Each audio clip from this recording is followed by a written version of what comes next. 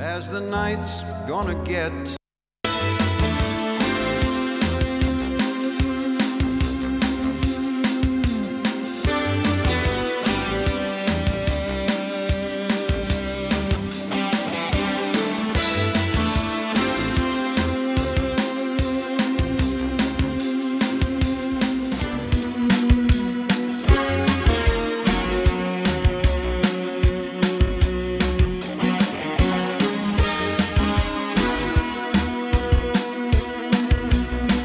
¿Qué tal? ¿Cómo andan? Bienvenidos a una nueva edición de Mesa Redonda de Debate por TDC de Firmat, edición especial. Hoy día miércoles estamos al aire previo a la Semana Santa. Mariano Carreras, un placer como siempre. ¿Cómo estamos? Muy bien, Mauro. Como cada semana tratando de poner la lupa en la región, de hablar con los protagonistas, de conocer más de cerca qué es lo que acontece en esta zona que es muy dinámica, donde siempre hay cosas para contar, para analizar, y ese es el desafío que nos proponemos cada semana aquí en Mesa Redonda de Debate.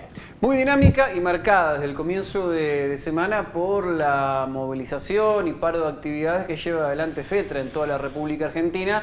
En la Ruta Nacional 33 desde Venado, que hay manifestación, hasta Firmat, hay además a la altura del Parque Industrial de Murphy una manifestación de transportistas. Después, a la altura del cruce con Ruta Provincial 94, camino a la localidad de Carmen, también a la altura del acceso a la localidad de Chauvet, y a la altura de la Ruta Provincial 93, camino a Cañada de Lucle, ya a la altura del Distrito Firmat, con el ordenamiento que corresponde, con chalecos, reflectarios y también con conos, están llevando adelante esta movilización. Así que bueno, ese es uno de los temas de la semana en el marco de una protesta que impacta y mucho acá en la región. Pero si le parece, Mariano, nos metemos de movida con el primer invitado de la jornada. Exactamente, vamos a recibir, le vamos a dar la bienvenida al intendente de Venado Tuerto, Leonel Charela. ¿Cómo le va? ¿Cómo anda? Bien, ¿cómo andan? Bueno, gracias por Buenas tardes y gracias a ustedes por la invitación. Hacía bastante que no venía. Bueno, la idea era, hace dos programas por la semana pasada que puedas venir, por una cuestión de agenda no podía estar, digo, y pasaron muchísimas cosas en una semana. Hoy, lamentablemente, Venado Tuerto amanece con... Veremos cómo termina desde el punto de vista judicial. Se habla de privación ilegítima de la libertad y posterior homicidio, secuestro y posterior homicidio, con un cuerpo después que aparece totalmente calcinado de una persona de nacionalidad colombiana, 3 detenidos acusados del homicidio. Bueno, ¿cómo impacta esto, Leo? ¿Cómo se está viviendo? Bueno, por lo menos la información que tenemos desde la Fiscalía es que en un principio se trataría de alguna vinculación de carácter más personal o cuestiones que tengan que ver con algún vínculo personal entre los imputados y la víctima, en donde, bueno, detrás aparece todo un negocio de préstamo de dinero y determinadas actividades que llevan adelante esta persona de nacionalidad colombiana, por lo cual, digo, entra dentro de otra esfera de la investigación y no dentro de lo que podría ser un homicidio dentro de un caso de materia de inseguridad. Claro, de un robo de los tradicionales, digamos, un ingreso a un comercio, una vivienda, como ha pasado del ingreso a comercio principalmente en Venado. Exactamente, por lo cual nada, estamos esperando a ver cómo se desenlaza la investigación. La verdad que la Fiscalía ha actuado rápido, donde hay imputados y ya detenidos, digamos, en el transcurso de la mañana y lo que va de la tarde, y bueno, prestando atención a ver cuál es la situación, cómo se desenlaza este hecho con lo cual hemos amanecido en el día de hoy. Obviamente que es una preocupación, pero digo, ¿te sorprendió esta mañana cuando te enteraste de esto o en las últimas horas? Sí, obviamente son situaciones que uno en la ciudad no está acostumbrado.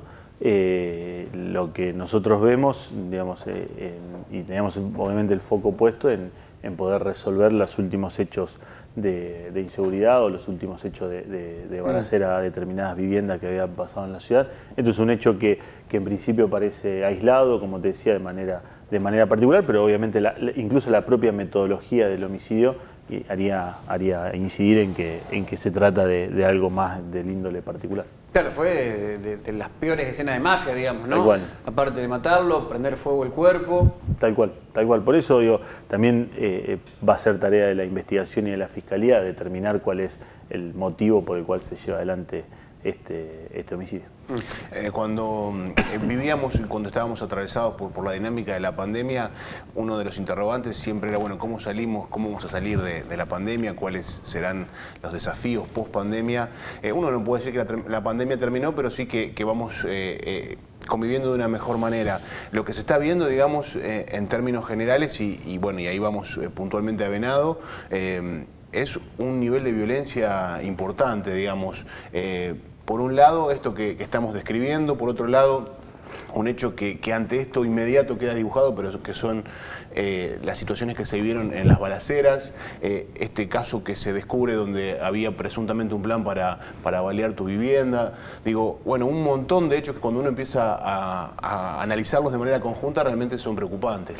Sí, sin dudas. Nosotros lo venimos planteando y lo planteé más fuertemente en el discurso de apertura de sesiones.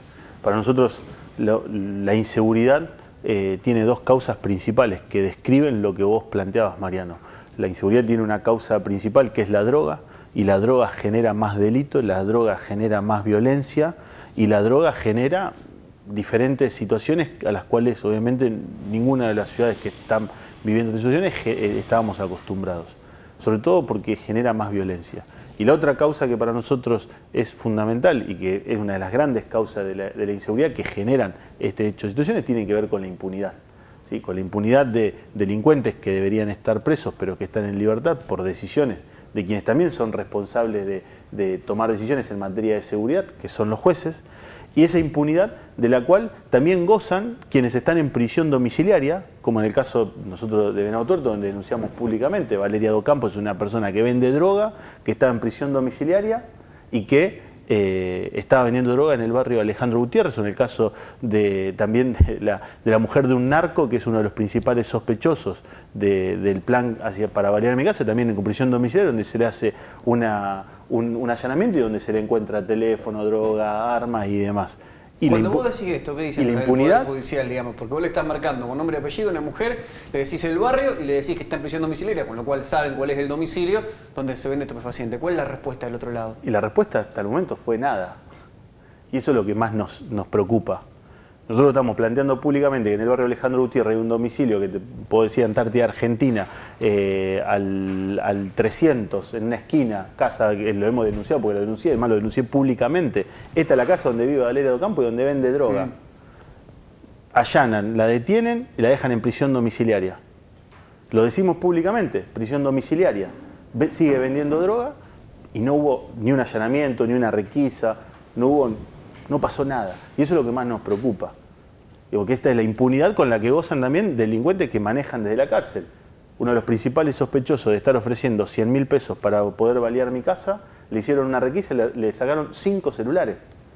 ¿Esto fue ahora? 5 celulares, hace 2 días. Desde adentro de un calabozo. Esa es la impunidad en la cual se manejan los delincuentes que parece que están más cómodos estando en la cárcel porque por lo menos están protegidos. Es la corrupción de un sistema carcelario y sistema penitenciario, y es la vista gorda y la inacción por parte de la justicia para poder llevar adelante eso. Y nosotros lo que planteamos, y lo que estoy convencido, es que una de las principales causas por la cual la justicia y principalmente los jueces no toman carta en el asunto, porque gozan de un privilegio que es el más importante, que es el anonimato. Nadie los conoce, nadie sabe quiénes son. Entonces toman decisiones desde dentro de una oficina sin conocer cuál es la realidad social, sin escuchar a la víctima. Yo me gustaría preguntarle a cuántas víctimas de delito han sido escuchados alguna vez por un juez. Nunca. Y entonces, como no conocen esa realidad, y lo digo preocupado, toman decisiones en base a su propio criterio, pero en base a determinados parámetros, sin entender cuál es la dimensión del problema, sin entender cuál es la dimensión de dejar en libertad a un delincuente que tiene 10 causas abiertas, pero que va a volver al barrio y va a seguir robando. Este sujeto que está detenido en una cárcel federal, digo, si yo estoy acusado, por ejemplo, de intentar balear la casa del intendente, me voy a desprender rápidamente de todo lo que tengo. Digo, ¿considerás que se siente determinada impunidad, por lo cual pasaron 10 días de la amenaza y hacen un allanamiento y encuentran 5 teléfonos celulares en la celda? Sin duda. Pero sin duda es que esa impunidad, y esa impunidad, digo, está producida por la la no sanción que hay por parte del sistema judicial para con estos delincuentes. La pena, cuando se aplica una pena, tiene un objetivo que sea ejemplificador para el resto de la sociedad. O sea, yo aplico una pena, digo, si vos robaste, vas a estar preso. Por lo cual, eso, ¿cuál es el objetivo que tiene? Que el resto de la sociedad vea que si vos robás, vas a estar preso. Y que si estás preso, vas a estar privado de la libertad. Y si estás privado de la libertad, te vas a perder un montón de cosas de poder hacer y de poder disfrutar por estar privado de la libertad en condiciones en las cuales obviamente nadie quisiera estar. Ahora, cuando esa pena no existe, el efecto es contrario. Vos robás, entrás por una puerta y salís por otra, porque esto es literalmente lo que pasa. Pero en este caso sí está detenido, digamos. Bueno, a la otra parte. Y si tenés una pena, porque ya evidentemente te encontraron con todo el delito, y adentro de la cárcel te manejás como, yo digo, como decía mi abuelo, como Pancho por tu casa. Bueno, estas son las cosas que tenemos que modificar para que verdaderamente tengamos mejores condiciones de seguridad. ¿Hubo algún otro avance en la investigación relacionado con la amenaza que marcaba la posibilidad de balear tu casa? Digo, en el marco de este allanamiento, 5 celulares secuestrados, incautados. Y hay una investigación que se está desarrollando con varios testimonios. Yo también he hecho presentaciones judiciales posteriores con información, obviamente, que me fue llegando, con nombres, con información. Y obviamente nosotros esperamos que los culpables y quienes trataban de idear toda esta situación tengan su pena correspondiente. Pero digo, esta situación también marca la otra cara, y muchas veces me preguntan, Leonel, vos como intendente, ¿por qué denunciás con nombre y apellido? ¿Por qué asumís este rol? ¿Por qué asumís esta responsabilidad? Y tiene que ver con representar a los vecinos que tienen miedo de denunciar a esos delincuentes que entran por una puerta, que salen por otra y después vuelven al barrio a poder, a seguir delinquiendo y amenazar a los que lo denunciaron. Entonces, digo, hoy fue el caso mío y que hoy me toca ocupar un lugar de representación, un lugar visible en donde hay un plan, donde se planeaba por 100.000 pesos, más droga, más las balas, valer mi casa, y eso se hizo público. Ahora, ¿cuántos vecinos anónimos hay en los cuales viven este mismo tipo de situaciones y no pueden decir nada porque tienen miedo? Y ahí es donde tiene que estar la justicia para poder amparar a esos vecinos que se sienten muchas veces sin herramientas. Por eso, cuando se acercan a nosotros, y en este caso a mí como intendente, y te puedo asegurar a todo el equipo de trabajo, tanto a Lisandro, a Juan Ignacio como concejal, nosotros adoptamos esa información, la hacemos propia y vamos y presentamos. Además de la crítica que marcás para el Poder Judicial, digo, ¿cuáles son las herramientas que se pueden aportar desde el municipio? Digo, en el contexto de no naturalizar esto, ¿no? En lo que va del año, 3 meses y medio, hubo 12 balaceras en Venado Tuerto, digamos. 21 en el 2021, 12 balaceras en este 2022, lo cual es mucho. Bueno, nosotros, una de las herramientas que aportamos del municipio es el Sistema Municipal de Vigilancia. Varias de las balaceras fueron resueltas posteriores justamente por el accionar, no solamente de los operarios, sino también de la situación, digamos, del accionar de los operarios y de las cámaras de seguridad del municipio. Pero si vamos al grano y si vamos al fondo de la cuestión, digo, todas las balaceras que se están desarrollando o todas estas situaciones se generan con todas personas que están detenidas. Digamos, si uno ve quiénes son las cabecillas de esa banda, Nahuel Novelino, el Guacho Maxi, Matías Álvarez, todo tipo que están detenidos, uno en Coronda, otro en Chaco. Digo, entonces ahí es donde nos tenemos que preguntar qué es lo que está pasando dentro de las cárceles. Novelino y Guacho Maxi eran las dos que estaban más en puja en la ciudad, digamos. Después tenía Matías Álvarez, Pichín Rodríguez, digamos, son todos narcos, todos tipos que venden droga y que hoy lo hacen adentro de un calabozo. Entonces yo lo que me pregunto es qué pasa dentro de las cárceles. Ahora, ¿quiénes son los responsables de controlar lo que pasa dentro de las cárceles? El municipio no es, el intendente no es. Digo, hay una responsabilidad o del gobierno nacional a través de las cárceles federales o del gobierno provincial a través de las cárceles provinciales. Y si no ponemos el foco de lo que está pasando ahí, y es lo mismo que pasa en otras ciudades. Entonces digo, cada uno haciéndose cargo de lo que le corresponde. Nosotros nos hacemos cargo de lo que nos corresponde. Nosotros ponemos más cámaras de seguridad, iluminamos, desmalezamos, tenemos una guardia urbana, podemos mejorar.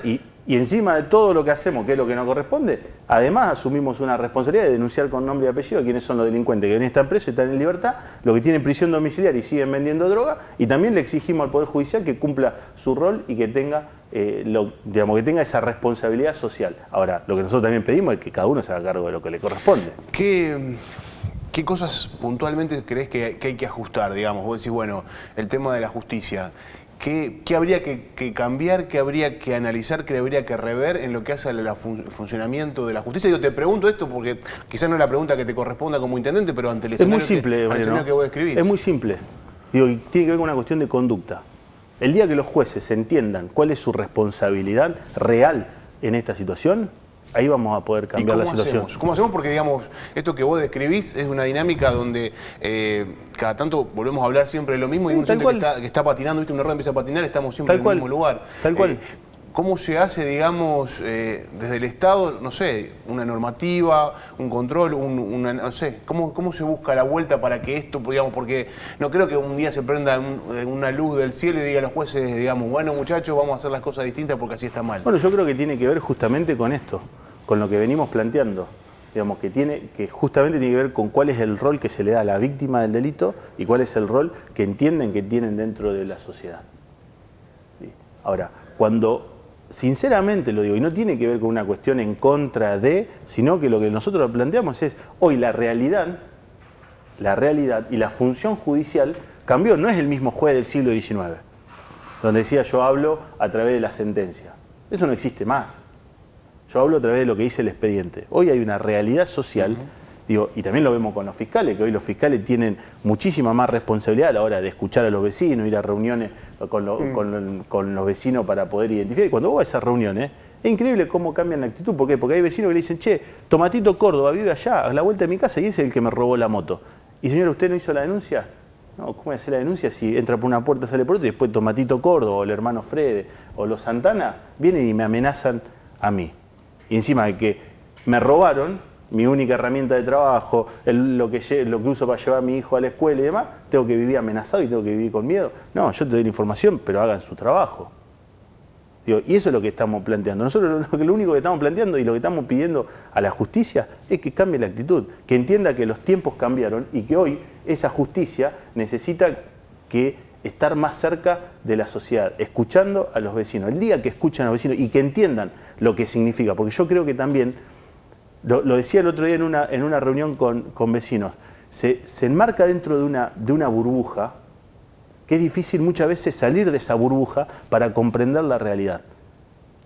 Cuando viene una denuncia y dice, a mí me robaron la bomba de agua, no es solamente la bomba de agua, o las herramientas, 2 pulsianas, 3 martillos, un taladro y una lijadora, no es solamente las herramientas, es el esfuerzo que hay detrás de comprar cada una de esas cosas. Quizá hubo 2 o 3, 4, 5 meses de ahorro, peso por peso, para poder comprar esas herramientas. Pero como es un hecho menor, muchas veces lo dejan de lado. Y eso es lo que nosotros, a mí en lo personal me indigna, me enoja. ¿Por qué? Porque atrás de cada robo, de cada una, muchas veces los propios vecinos terminan encontrando las cosas ellos solos. Porque se viraliza, porque saben dónde están y van y compran lo que le robaron. Ahora, el vecino accede a esa información y el sistema judicial no. Y a mí me cuesta entender. Digo, ahí necesitamos más presencia en la calle. En la calle. Muchas veces la información que nosotros presentamos, quién es el que delinque, quién es este, quién es el otro, es porque información que nos brindan los propios vecinos. Y no puede ser que, digamos, tampoco es que no es información errónea. Porque cuando vos vas al bar te dicen, no, sí, el que roba es este, el que roba es este, el que roba es este. Y cuando están presos, que están presos una semana, 10 días, el barrio está más tranquilo. Cuando salen en libertad, y ahí es donde empiezan los problemas. Digo, creo que ahí es donde se tienen que rever esas decisiones judiciales. Y lo planteamos no solamente con el robo con el robo de este tipo de elementos, lo planteamos con Antonio Di Benedetto, el abogado que es el responsable de la megaestafa inmobiliaria más grande, creo yo, de la provincia, pero de la ciudad, sin duda. Un tipo que debería estar preso y que está tomando café en el barrio, en el centro de la ciudad. Ahora está libre, digamos, legalmente Antonio Di Benedetto, pero cuando tenía que estar en prisión domiciliaria, independientemente de que tenía que haber estado en una cárcel, en una prisión domiciliaria, también estaba en la vía pública. Y eso generaba de impotencia en muchos. Ahí no hubo ningún accionar tampoco, ni de nadie, digamos. Es que ¿sabes cuándo me enteré que Antonio Di Benedetto tenía que estar en prisión domiciliaria y estaba en libertad? Cuando me lo encontré en el banco. Un día me lo cruzo en el banco. Y eso me generó una impotencia, como decir. Pero esa impunidad es la que genera impotencia. Entonces fui y lo denuncié. Este tipo debería estar preso por toda la estafa que hizo y por toda la gente a la cual le sacó el terreno, campo y demás, entre otras cosas. El tipo estaba en libertad, estaba tomando café en la esquina. ¿Sabes la impotencia que generan los vecinos? La impotencia que generan todos nosotros. Por eso lo planteamos públicamente. Digo, y eso son lo que denominamos de guante blanco. Tenemos que cerrar. Sí, yo quería una consulta más, porque a veces el temor que surge, Leonel, cuando uno mira un poco a la distancia, digamos, lo que acontece en Venado y empieza a repasar la historia de los inicios en Rosario, donde hoy está desbordado, es bueno, imagino que ustedes también se lo preguntan, ¿cómo se para esto? ¿Cómo se empieza a frenar esta situación para que no se desmadre, digamos, para no terminar desmadrándose? Bueno, nosotros lo primero es no vamos a naturalizar nunca la violencia ni el delito. Y segundo, se para con firmeza y con investigación. Digo, son las dos cosas las cuales se necesita firmeza a la hora de tomar las decisiones para sancionar a quienes tienen que sancionar y que después cuando estén presos, estén presos. No que hagan home office desde la cárcel. Digo, si están presos, presos. Investigación. Cuando la investigación sirve para la prevención. De todas las balaceras que vos mencionaste, de lo que va el año, la mayoría, los autores de las balaceras están detenidos. ¿Sí? Entonces, 9 se esclarecieron. Entonces, esa es un síntoma de que la investigación post-hecho, Fiscalía labura bien, digamos. se esclarecen. Lo que pasó hoy, un homicidio, 3 detenidos enseguida. Nosotros necesitamos que eso no pase.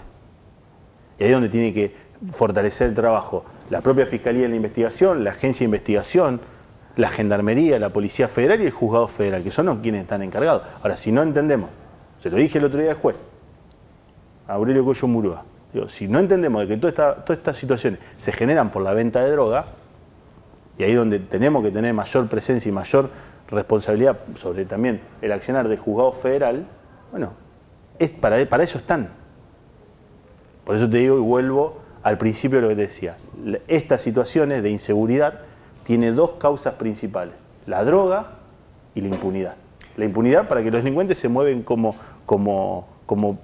quieran, para que les da lo mismo ir y tirar un tiro en una casa. Eso es impunidad.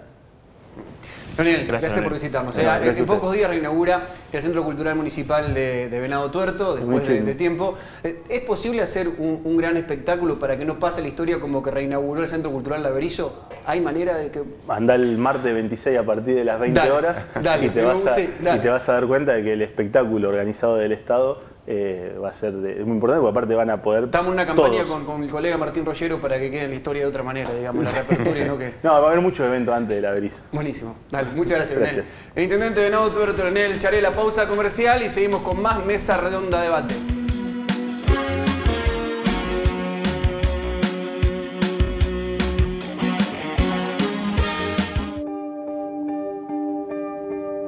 En este 2022, el gobierno de la provincia de Santa Fe continúa trabajando en el plan de vacunación más grande de la historia. Con la llegada de las primeras vacunas contra el coronavirus en el 2020, se comenzó con personal de salud, residentes y trabajadores de geriátricos, adultos mayores, personal educativo y de seguridad. Estamos vacunando a personas de 3 a 11 años y aplicando dosis de refuerzo. Hoy contamos con más de 7 millones de vacunas aplicadas. Seguimos con el plan de vacunación más grande de la historia. Santa Fe, provincia responsable. En Banco Nación sabemos que durante años renegamos diciéndoles, con el celular afuera, ¿puede ser? Ahora que tienen BNA+, queremos que usen sus celulares. Bájate la app BNA+. Todo es más fácil. Banco Nación. Bingo Filmat, sexta edición. El 23 de abril de 2022 se viene el primer gran sorteo del año. 1.300.000 pesos. Sí, 1.300.000 pesos. Y el 18 de junio de 2022, el gran sorteo final. Tenés doble chance de ganar. Y además, promo amigo 2x1. Si ya tenés tu bingo, compras uno y traes a un amigo comprador, te llevas uno de regalo. ¿Qué esperas para tener el tuyo? Solicita vendedor. Comunicate al 3465 48 27 70 o a nuestras redes sociales. Sorteos mensuales con cuota al día. Aceptamos todas las tarjetas. Bingo Firma, el bingo más grande de la región. El evento será transmitido por la pantalla de TDC. Los árboles y sus servicios ambientales son estratégicos para mitigar los efectos negativos del cambio climático. Se acerca la época de poda y plantaciones de ejemplares. Y es importante recordar la vigencia de la Ley Provincial del Árbol, número 13.836, donde en su artículo 5 prohíbe la extracción, poda de partes aéreas y subterráneas y la tala del arbolado público. Las excepciones a estas prohibiciones deberán ser aprobadas por el Ministerio de Medio Ambiente y Cambio Climático de la provincia. A su vez, solo están permitidas las plantaciones de especies nativas o autóctonas. Entre todos, damos vida a una ciudad más verde y sustentable. Firmat avanza. Municipalidad de Firmat. Intendente Leonel Maximino.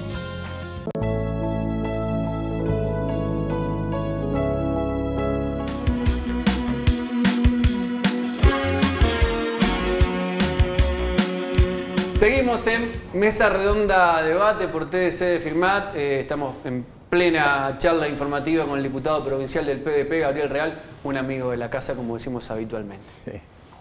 Cuando hagamos el próximo anuario de balance... ¿Figuro en el inventario? Sí, del quinquenio. No, ya pasamos el quinquenio. Cuando lleguemos a la década va a formar parte del panel, obviamente.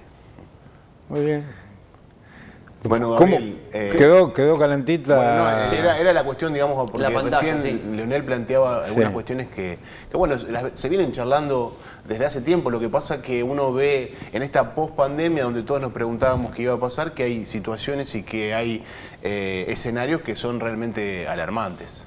Sí, yo primero solidarizarme con Leonel, que evidentemente es un valiente por la forma que él de alguna manera plantea ante esta realidad. Y empiezo por una cuestión, cuando él dice no hay que naturalizar, y obviamente que no hay que naturalizar. Si vos pensás o mirá, no quiero citar Colombia, el Chapo Guzmán, pero miremos México, Acapulco, un lugar que era soñado, tuvo 6.000 muertos ajusticiados por lo que es la venta y el consumo de estupefacientes. Se está naturalizando, Gaby. Ese es el tema. Pero se está naturalizando. Es que ahora vamos, ¿de qué manera esto puede cambiar? O sea, esa realidad que se vive allá, que se vivió en otros países y demás, en Argentina, obviamente por la necesidad de que vos hoy por hoy tenés un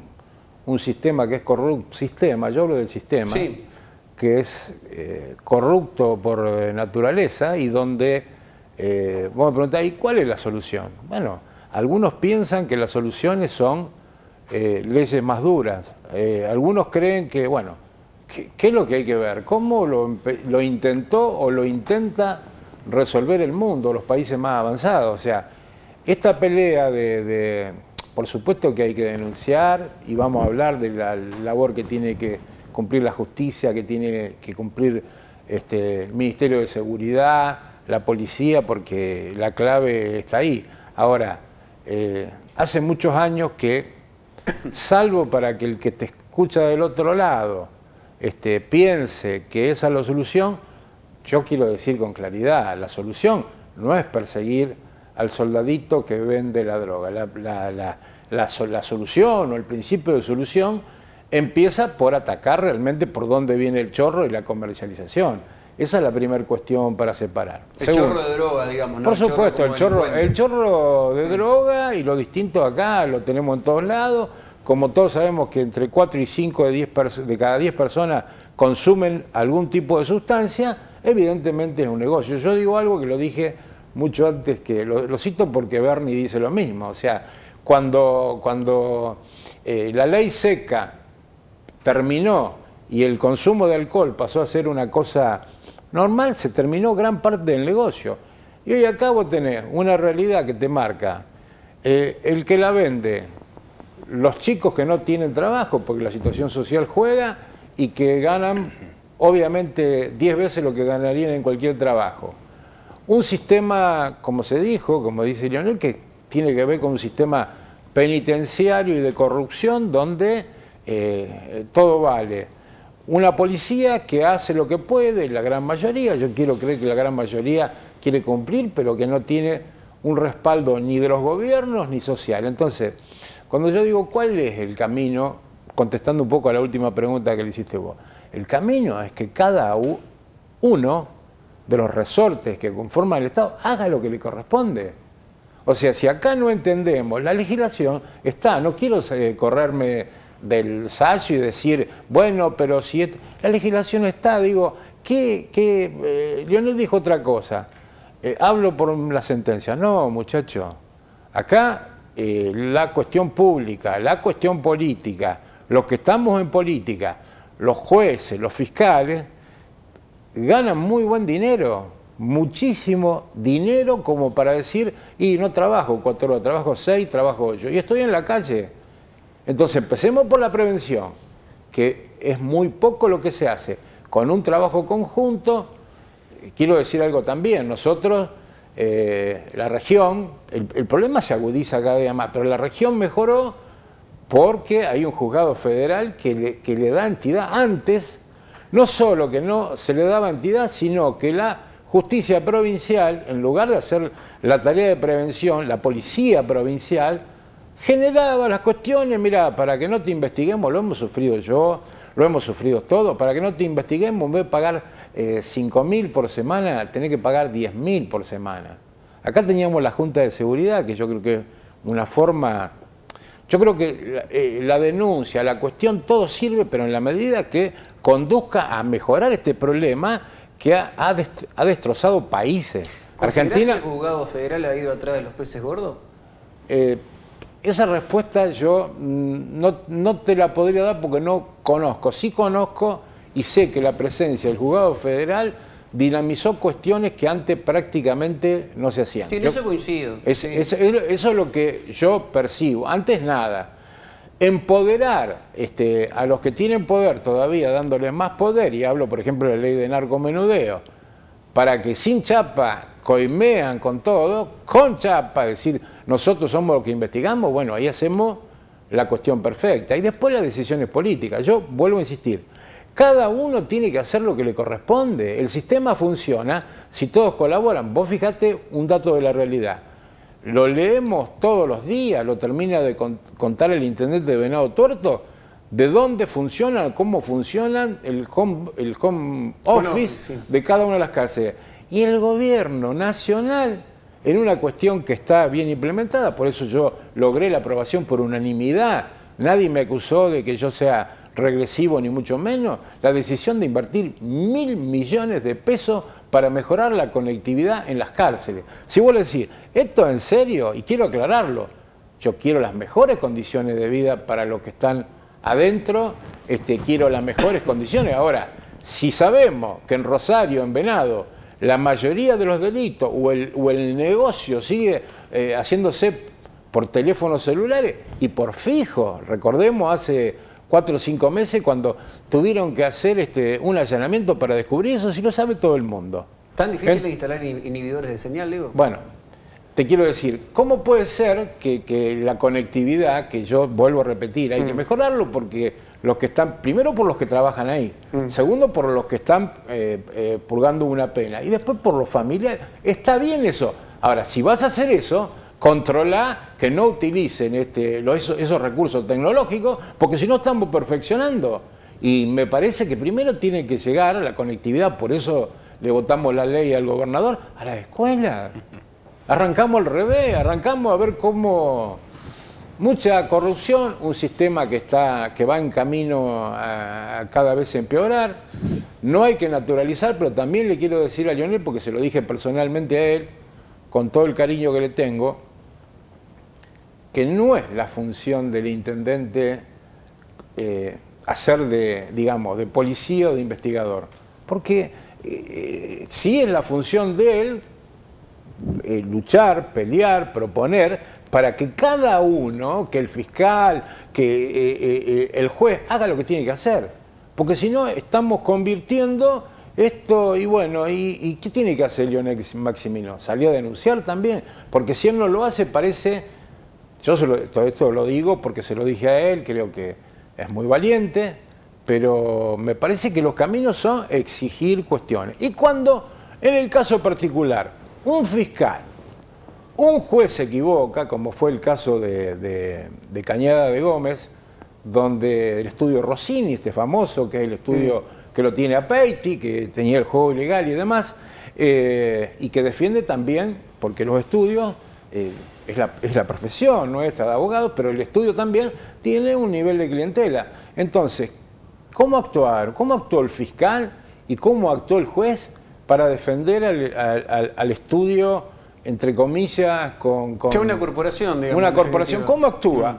Le dieron 40 días de prisión al policía que en definitiva estaba haciendo lo que todos le exigimos que los policías hagan. Entonces, la lectura, cuando hablaba Lionel de ejemplaridad, es al revés. Resulta que el policía, cuando actúa bien, no todos los casos son iguales. Seguro.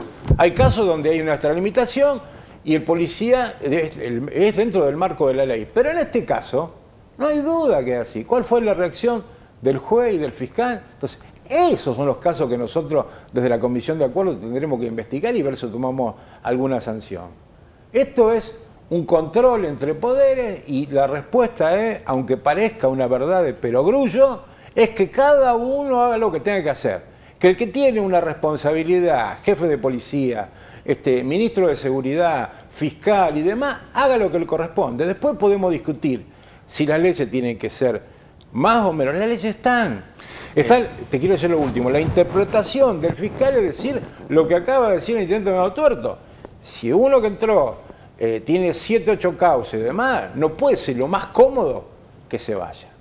Porque además te encontrás con otro problema, además de un sistema corrupto. Te encontrás que tenés un Estado bobo defendiendo a todos y un delincuente que tiene los mejores abogados, entre comillas, que van a estar ahí viendo de qué manera él sale antes y vuelve a hacer lo que todos sabemos. Hay una situación, digo, en esto de poder entender qué pasa en la vida cotidiana y cómo se puede transformar algo. Hay una situación que es, para el vecino, para el ciudadano de a pie, el Estado es el intendente o el presidente comunal. Digamos, eso es así. Y por ahí también uno, con el tiempo y viéndolos actuar, entiende también a veces por qué esta desesperación, si se quiere, de poder de tratar de ser comisario, juez, porque ve que el comisario no llega, que el juez se desentiende, que el fiscal se demora. Entonces digo, también en el momento de pensar en la dinámica del Estado, claramente hay una necesidad, me parece, Gabriel, esto es más que una pregunta, un planteo, de darle más visibilidad a determinados actores que se terminan refugiando mediante el anonimato y nadie les exige una respuesta. Digo, a los fiscales la mayoría de la gente no los conoce, a los jueces menos, y así hay un montón de actores que son quienes determinan muchas de las cosas que después son las dificultades o los problemas que tiene que resolver el intendente o el presidente comunal de tal o cual lugar, pero los que deciden son esos tipos que para la mayoría de la gente no existen. Por supuesto, y bueno, ¿cómo hacemos para revertir eso? Vamos a agregar una cuestión. Nosotros necesitamos fiscales en todos lados, necesitamos que funcione en el primer piso de nuestro juzgado, el Centro de Justicia Penal, necesitamos cámaras GESE, necesitamos los gabinetes interdisciplinarios para atender los casos de violencia familiar. Bueno, eso es el Estado que no está, que es corto. Acá durante muchos años con la justicia se ahorró plata. Tenía que, por ejemplo, la historia de los médicos de policía es una cuestión recurrente. En Rufino los fiscales no están y pasan años y no se cubren los lugares y demás. Primero el Estado. Segundo, obviamente que si cada uno no hace lo que tiene que hacer o en el caso puntual actuamos, esto no va a avanzar. Yo creo que hay que ser proactivos. Decir que las soluciones son otras es equivocarnos. Decir que la solución pasa en que el presidente comunal tenga que hacer las veces del sheriff y demás, ¿a qué conduce? Yo te pregunto, ¿a dónde vamos? Esto no cambia. Yo digo que no digo que corresponda, para mí tampoco no corresponde, pero entiendo que muchas veces se ven desbordados por la situación y que no hay respuesta. Pero obviamente, y la gente le pide al intendente, le pide al presidente, no le dice al juez o al fiscal. Lo primero, por supuesto, porque ni lo conoce. Lo primero que dije es que yo me solidarizo, pero creo que lo mejor que podemos hacer, los que estamos en el Poder Legislativo, los que estamos a cargo, por ejemplo, de la Intendencia, es generar y exponer a los que no hacen lo que tienen que hacer. Si vos tenés un comisario que el tipo no está actuando bien, y no hay que protegerlo. Por eso te hacía referencia, la Junta de Seguridad, no sé si vos estuviste en una, yo recuerdo cuando venían los vecinos y les decían a la cúpula policial, Pero ustedes, ¿qué van a hablar si ustedes son los que recaudan y a vos te paga tal, con nombre y apellido, tanta plata? Bueno, querido, la basura hay que ponerla arriba. Pero los jueces no iban nunca a la Junta. No, porque los jueces no van a la Junta. Cambió, muchachos, esto cambió, hay necesidades de todo, no podemos avanzar en la tolerancia y después tener la inteligencia para atacar determinadas cuestiones con recetas que están probadas en el mundo. Yo lo he dicho en más de una oportunidad, y que se tiene que interpretar bien, porque si no seguimos por la tangente. Por ejemplo, algunos países han explorado que determinadas drogas, como la marihuana, el camino para terminar con la corrupción y demás es la legalización, con una receta médica, además. Bueno, nos vamos a Uruguay, lo tenemos, nos vamos a Dinamarca, a Suecia, lo tenemos. Yo no digo que esa sea la solución, pero el mundo, sabiendo este dato, que es durísimo, que 4 o 5 de cada 10 personas consumen algún tipo de sustancia, y bueno, tiene que hacer un abordaje integral. Y después, ni hablar, cuando los chicos, digo, pero hablamos de los grandes, caen, ¿cómo no va a estar el Estado para darle una segunda oportunidad? Que también estamos retrasadísimos. Es la prevención.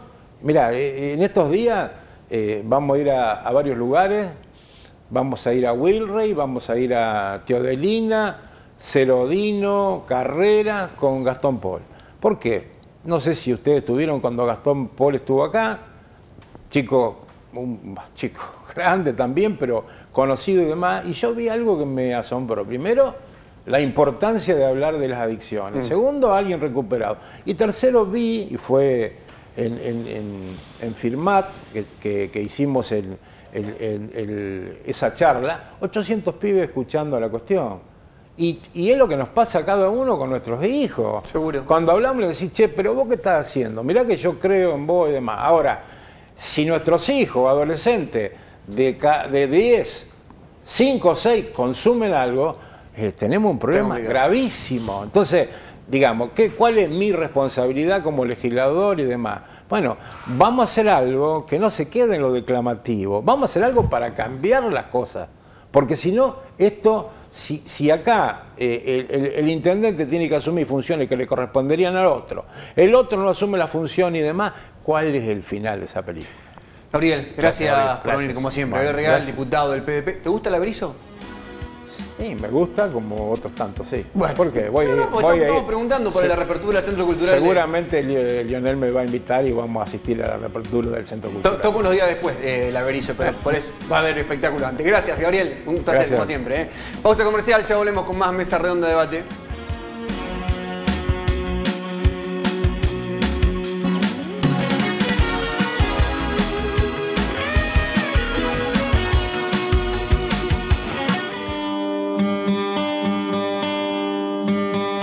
El gobierno de la provincia de Santa Fe lleva adelante un plan estratégico de obras viales en rutas transversales provinciales. Estas obras, por su cantidad y magnitud, tienen un impacto enorme sobre nuestras empresas e industrias, el comercio, nuestros trabajadores y para quienes se movilizan para estudiar y para enseñar.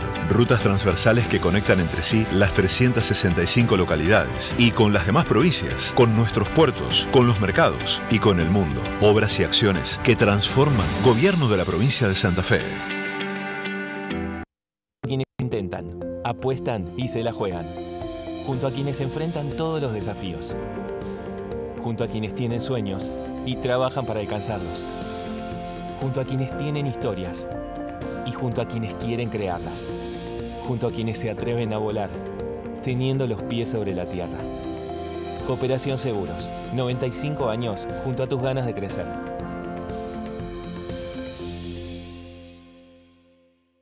Los árboles y sus servicios ambientales son estratégicos para mitigar los efectos negativos del cambio climático. Se acerca la época de poda y plantaciones de ejemplares, y es importante recordar la vigencia de la Ley Provincial del Árbol, número 13.836, donde en su artículo 5 prohíbe la extracción, poda de partes aéreas y subterráneas y la tala del arbolado público. Las excepciones a estas prohibiciones deberán ser aprobadas por el Ministerio de Medio Ambiente y Cambio Climático de la provincia.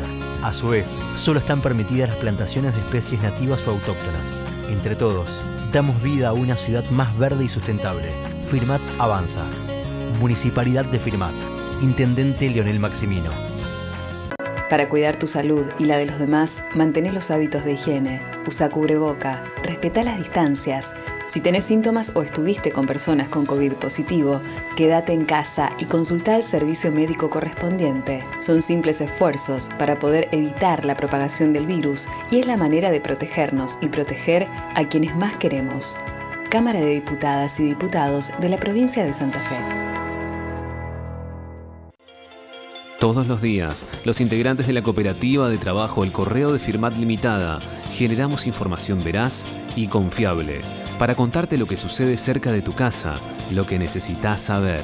Encontranos diariamente en www.elcorreodefirmat.com.ar y semanalmente en la edición impresa que podés adquirir en Firmat, Melincué, Chovet, Villada, Cañada de Lucle, Los Quirquinchos, Verabebú y El Hortondo.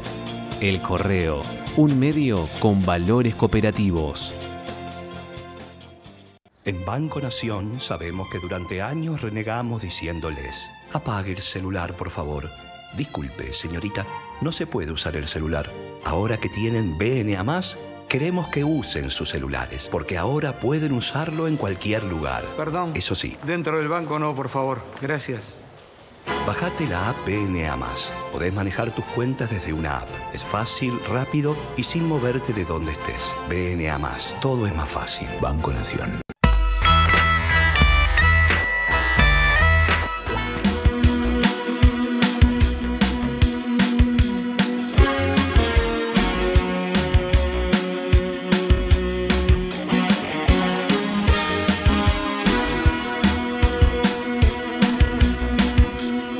Último bloque de Mesa Redonda Debate. Seguimos con más invitados, Mariano. Exactamente, y vamos a abordar un tema que es de preocupación de muchas personas, que tiene que ver con la ley de alquileres. Hace poco, no recuerdo exactamente cuánto tiempo, pero se dio una nueva normativa donde había expectativas de que eso venía a ser una instancia superadora. Bueno, la realidad mostró que no es así. Y después de un fuerte reclamo de los usuarios, inclusive de los propios propietarios, valga la redundancia, bueno, el Congreso está nuevamente analizando el tema y nosotros vamos a hablar con el responsable de la Oficina de Defensa de Usuarios y Consumidores de Firmat, el doctor Federico Vincenti, para tener una perspectiva de qué es lo que viene sucediendo y bueno, qué es lo que se espera de este nuevo proyecto que se presentaría en la legislatura. ¿Cómo te va? Bienvenido, Federico. ¿Qué tal? Buenas tardes, bienvenido. Gracias. Muchas gracias por venir. Gracias a ustedes. Contanos un poco cuál es hoy la situación, digo, aquel que alquila, ya sea, digamos, que es inquilino o que es locatario, que es propietario, sabe cuál es la situación, pero mucha gente quizás no, y es importante ponernos en tema. Está bien, sí. Parece un déjà vu esto, digo. Sí, es un déjà vu. Yo le digo algo, a mí me encanta vivir en Argentina, yo amo este país, pero uno tiene la sensación permanentemente que vive en un déjà vu de un montón de cosas. Digo porque hace muy poco tiempo estuve acá hablando del mismo tema y otra vez hablando de la ley de alquileres que sigue generando problemas. La verdad que, bueno, como bien decía Mariano al inicio, esta reforma que venía a traer soluciones trajo más problemas. Verdaderamente agravó la situación. ¿Por qué decimos que agravó la situación? Porque los aumentos que se estuvieron dando con esta nueva ley de alquileres no se habían dado nunca anteriormente. Tengamos en cuenta que hoy el índice de aumento de los alquileres ronda el 52%. Ningún contrato de alquiler con la ley anterior traía un aumento de ese tipo. ¿Y cómo era el aumento con la ley anterior? Lo acordaban las partes. O sea que ni las partes se habían animado a acordar un aumento del 52%. Perdón que te corte, Federico. Lo que no entiendo es la posición de la referente de las asociaciones de inquilinos de la República Argentina. La verdad que no lo sé, porque ellos dicen que en gran parte del país había abusos y que siempre estaba la renovación por encima de la inflación. Uno que ha sido inquilino toda la vida, digamos, yo coincido con vos, no pasa eso, Mariano, inquilino, siempre terminabas negociando con el inmobiliario, con el dueño, 10, 8, 7 puntos por debajo de la inflación mínimo. Exactamente. Mínimo, hasta 15% menos, digamos. No entiendo esa posición, por qué dicen eso, y también dicen no, como que ese punto es indiscutible, como que eso llegó para quedarse, que hay que discutir otras cosas. Sí, la verdad que a mi modo de ver, lo que mayor problema generó fue eso. ¿Y sí? Fue el índice de aumento. Porque con la ley anterior, las partes acordaban entre un 25, un 35, algunos contratos un 40% de aumento, pero nunca se había llegado a un 50% de aumento. No, nunca. Nunca se había llegado. Y ahora sí. Y eso está generando no solo un problema para el inquilino, sino que está generando un problema para el propietario, porque aquel propietario que no puede cobrar el alquiler porque el monto del canon locativo se fue por las nubes, también se le genera un problema, porque lo tiene que cobrar judicialmente, y todos sabemos en este país lo que significa cobrar una creencia judicialmente. Digamos, hay gastos, hay demoras. A ningún inquilino le conviene cobrarlo judicialmente. Le conviene que el contrato se desarrolle con normalidad, que el inquilino pueda cumplir y no tenerlo que hacer por la vía judicial. La verdad que por eso decimos que ha generado problemas para ambas partes. Sí. Y también ha generado problemas para el sector inmobiliario, porque tienen que intermediar en una cuestión que hoy en día parece que no tiene solución, digamos, porque se cambia la ley, se va reformando la ley y estamos siempre parados en el mismo punto. En este caso, con esta nueva ley, me parece que no estamos parados en el mismo punto, hemos retrocedido. Porque se ha generado un mayor... No, pero aparte digo, hubo desinversión en el sector, construcción de menos cantidad de edificios y de inmuebles, también menos inmuebles que salieron a la vivienda y los pocos salieron al alquiler, digo, y las viviendas y departamentos en el alquiler se potenciaron en el precio. Se duplicaron los valores de los alquileres. Por eso decía, digo, el problema se ha generado para todos los sectores, para el propietario, para el inquilino y para el sector inmobiliario, que tiene que estar intermediando en esta relación que realmente está totalmente desequilibrada. Hay más de 20 proyectos en la legislatura dando vuelta. Bueno, ya obviamente que hubo avance y que se instalan las discusiones en diputados. ¿Cuál considerás que debe ser el que tiene que avanzar? Para mí... ¿O qué considerás que hay que modificar? Digamos, lo que hay que modificar, sí o sí, es el índice de actualización de los alquileres. Yo creo que... de regularlo, digamos. Sí, que quede como antes. Sí. Yo creo que la actualización anual está bien. Eso es el único punto positivo que veo de la nueva ley. Antes no había regulación respecto a la frecuencia con que se daban los aumentos. Antes generalmente eran semestrales, anuales, algunos trimestrales, lo cual sí considero que era abusivo porque un inquilino no puede tener aumentos cada 3 meses o cada 6 meses. El aumento anual me parece que sí está bueno, que continúe, pero el índice de actualización de los contratos sí va a haber que cambiarlo, va a haber que modificarlo.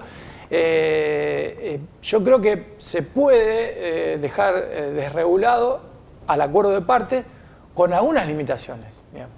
No desregulado totalmente para que no vuelvan a existir abusos que quizás existían en algunos contratos, pero como bien vos decías, en la generalidad de los casos se daba un acuerdo de parte para llegar a un monto que le sirva al propietario, pero que el inquilino lo pueda pagar. Fede, pero aparte de la incertidumbre, digamos, porque vos sabés que previo a la ley de alquiler firmabas un contrato y te decían un 35% de aumento. Ya sabías la que tenías que juntar para el año que viene. Exactamente. Pagabas 30 lucas, tenías que pasar a pagar 40, digamos. Acá depende de la inflación que haya para saber vos lo que vas a pagar o si lo vas a poder llegar a pagar de algún año.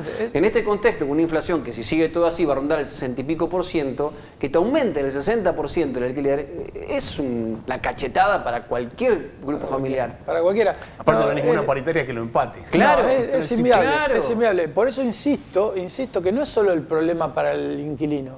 El problema es para el propietario también, porque con un aumento de 50, 60%, el 60-70% de los inquilinos no va a poder hacer frente al alquiler y se le va a generar un problema a ese propietario que el inquilino no le puede pagar el alquiler, porque la verdad es esa, digamos. Y también creo que estuvo errado aumentar el plazo mínimo de contratación a 3 años, también, porque en este país, con un contexto inflacionario, un país en continuo procedimiento de crisis. En un déjà vu permanente. En un déjà vu permanente. Es imposible sostener un contrato con un mínimo de 3 años. Las partes quedan atadas a 3 años de contrato y no saben lo que va a pasar mañana. Digamos. La verdad que yo volvería a los 2 años de contrato. Claro. O sea que dejaría el aumento anual, que los aumentos que puedan ser anuales y no semestrales. Eso sí, me parece que es lo único bueno y lo dejaría, pero sin duda que la manera de actualizar los contratos hay que cambiarla. Y el plazo mínimo de 3 años me parece que no fue una buena decisión, claro. y habría que volver a los 2 años. También a esta altura uno como que tiene la certeza que es una ley impulsada y aprobada por personas que nunca pagaron un alquiler. Sin dudas, sin dudas. Y es el desconocimiento de esa realidad, Eso digamos. Es lo que ocurre. Muchas veces ocurre en las legislaturas que aprueban normativas sin tener el conocimiento en lo territorial, digamos, como bien decías. Sí, sin duda que acá ocurrió eso, porque aquel que alguna vez fue inquilino nunca podría implementar esa modalidad para aumentar el alquiler, porque realmente se ha tornado impagable. Hoy se ha tornado impagable y nos encontramos en un problema que tiene una muy difícil solución. Hay que encontrar el equilibrio, ¿no? Es difícil, yo entiendo que es una tarea muy difícil encontrar el equilibrio, porque tampoco podemos pasarnos para el otro lado y regular y hacer una regulación muy estricta, porque vamos a tener el problema que estamos teniendo, que muchos propietarios van a sacar los inmuebles del alquiler, y eso va a aumentar considerablemente el valor de los alquileres.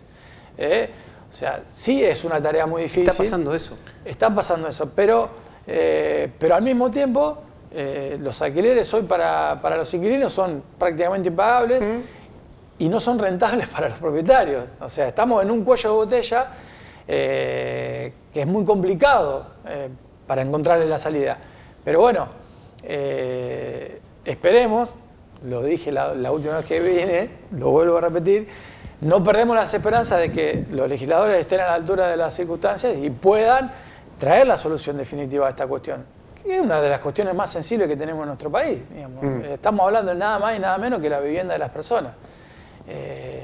Y bueno, como bien decía Mauro, aquel que alquiló bien sabe lo que eso significa, ¿no? La incertidumbre de no saber si vas a poder hacer frente al alquiler y por ende continuar en tu casa. A veces hay una herramienta, digamos, que tiene la democracia y que prácticamente no se usa, y que a veces habría que usarla más. No sé cómo, no digo que sea sencillo, pero habría que pensar lo que son hacer consultas populares. Digo, también cuando hay que definir cuestiones de este tipo, donde vos sabés que la mayoría de los legisladores no está entendiendo porque está lejos de esa realidad, bueno, ir a preguntarle a la gente. O sea, bueno, hagamos una consulta general y que la asociación gente de inquilino tampoco entendió mucho. Eso es lo que también llama la atención. Llama mucho la ¿te acordás atención cuando lo sacamos en vivo acá? No, por eso, realmente. A veces llama la atención la postura que asumen, digamos, algunos representantes supuestamente de quienes somos inquilinos. Eso es llamativo. Sí, pasa. La verdad que sí. A mí también me llamó la atención porque, digo, dejar ese modo de actualizar el monto de los contratos de alquiler es suicida, digamos. Si algo hay que cambiar es eso lo que hay que cambiar en primer lugar. Las otras cuestiones, bueno, se puede charlar, pero eso hay que cambiarlo. Y como bien decía Mariano, sí, la verdad que recurrir a la consulta popular sería muy saludable para estas cuestiones, para cuando hay que definir estas cuestiones tan importantes y tan masivas, ¿no? Porque hoy el día el tema de alquiler afecta a gran parte de la población. Federico, gracias por visitarnos. No, muchas gracias a ustedes. Mariano, estamos llegando al final de un muy interesante programa de Mesa Redonda Debate. Exactamente, y me quedo con este concepto de que uno tiene la sensación permanente de estar en un déjà vu, es decir, esto ya me pasó. ¿Y cómo hacemos? La pregunta es, ¿cómo hacemos para revertir? ¿Cómo hacemos para salir de esa sensación constante que se da en muchos temas en la República Argentina? Creo que si uno tiene el mismo comportamiento va a tener siempre las mismas respuestas. Y quiero plantear un par de cuestiones que hablábamos antes en relación a la cuestión de la seguridad, de la inseguridad, de la violencia. Por un lado, marcar un acuerdo con el planteo del legislador real, en que me parece ya a esta altura, como se han dado los hechos, que un único camino posible para revertir la problemática de violencia y de tensión que se da a raíz del narcotráfico, del consumo, de las adicciones, es pensar en un plan a mediano y largo plazo, en un plan de legalización. Es decir, bueno, cómo vamos avanzando de modo tal de poder reconocer la magnitud del problema, porque si se tapa todo y se esconde debajo de la alfombra, no sabemos cuál es la magnitud del problema. Hoy no sabemos qué índice real de problema tenemos o de dificultades tenemos con las adicciones, porque es ilegal, no se conoce, se esconde. Hay que poner el problema sobre la mesa. La legalidad es una manera. Y después ver, bueno, cómo a partir de ese problema, de esa magnitud de problema cierto, se definen, se asumen políticas del Estado para prevenir y para también acompañar y contener a quienes ya tienen el problema. Pero me parece que hoy, dadas las circunstancias y las experiencias que vivimos y que vemos en la Argentina y en otros países, va por ese lado. Eso en relación a un tema. Y el otro tema es también cómo se le da mayor visibilidad a algunos actores del Estado. Recordemos que el Estado tiene 3 poderes, es el Ejecutivo, el Legislativo y el Judicial.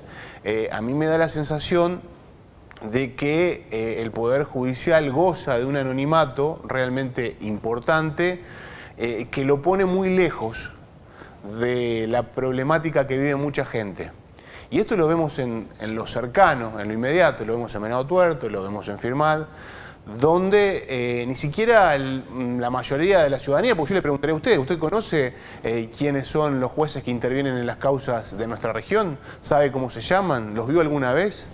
Bueno, digo, me parece, pero sí sabe quién es el intendente, sabe quién es el concejal, cada 4 años tiene que ir a una elección y explicarle qué hizo, qué no hizo.